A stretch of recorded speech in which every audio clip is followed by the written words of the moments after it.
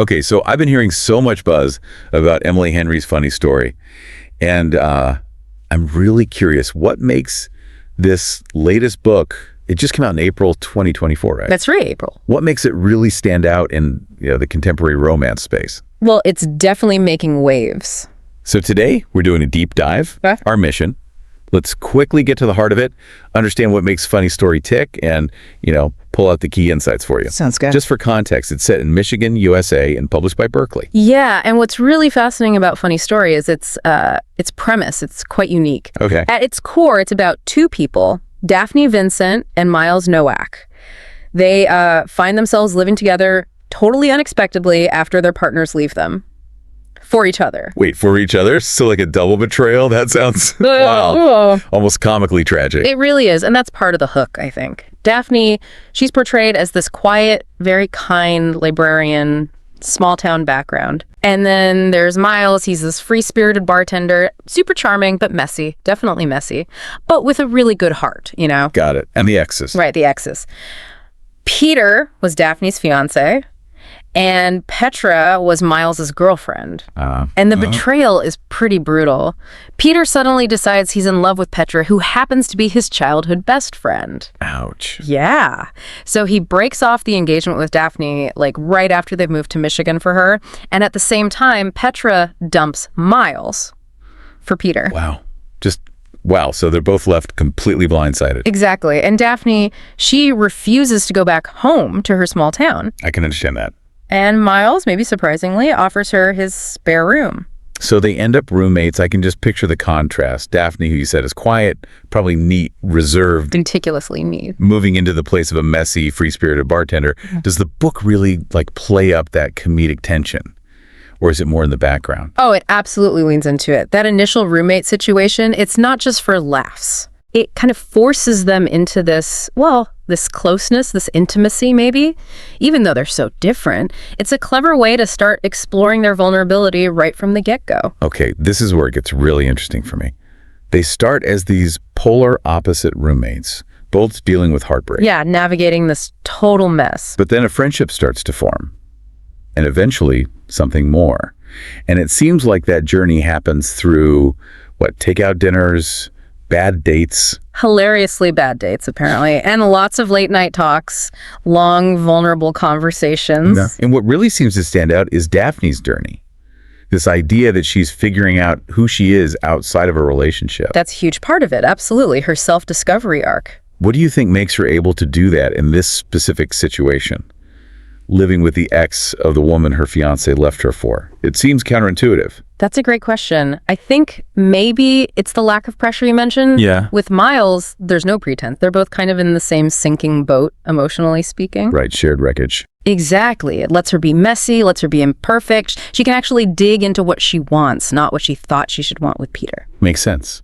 And Miles is on his own path, too. Healing. Definitely. He has his own baggage, his own emotional stuff to work through, learning to be truly open, perhaps? And the book really seems to emphasize that message. Yeah. Starting over doesn't have to mean starting alone. I like that. It's powerful, isn't it? And connecting this to the bigger picture, Funny Story really showcases romantic healing through friendship, which feels quite resonant. Yeah. It tackles some big themes, recovering emotionally after heartbreak, obviously, that opposites attract thing. But maybe it's more about how shared vulnerability can bridge those differences. And self-discovery, independence, finding family in unexpected places, it really shows how these quiet, maybe awkward beginnings can lead to something transformative. That really clicks. And the reviews seem to back that up, highlighting why it works so well. People talk about the characters feeling very real, very authentic. Yes, Daphne's growth feels earned, relatable.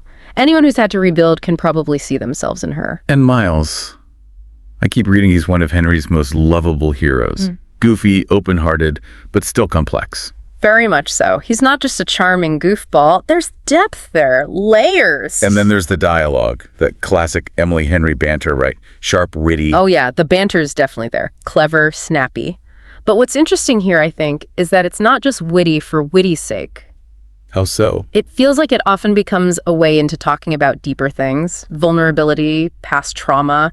It gives the humor a bit more weight. That's interesting, because, sometimes with really polished banter, some readers find it can feel a bit performative, Yeah. almost too perfect. Did you get any sense of that here? That's a fair point about banter sometimes, but I think here, because it's so grounded in their shared messy situation and the slow burn. The slow burn, that's key too. Totally.